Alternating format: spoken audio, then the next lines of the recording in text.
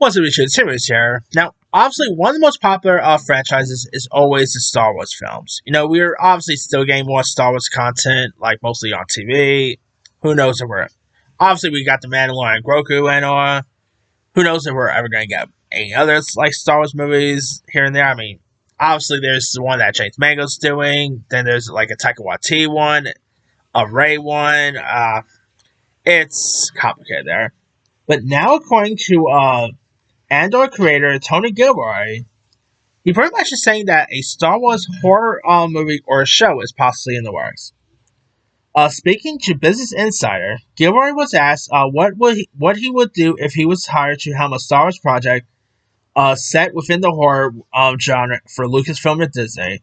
Gilroy, however, said that he believes there is already one in development.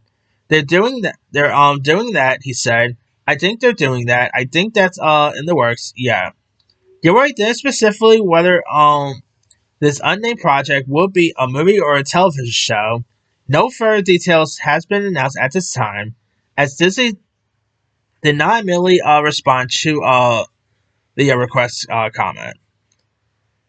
Now, of course, this past year, the director of Long Legs, the Monkey, Oz Perkins, he actually had thoughts about possibly doing a Star Wars horror Star Wars series or movie or whatever.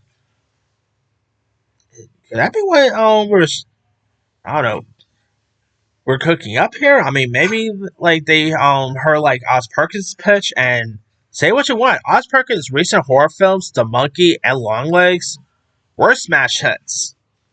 And did pretty well with critics, audiences, and stuff like that. I don't know. I think it would be really cool if somehow if they actually saw his pitch and was like, okay, we're gonna give you a Star Wars project.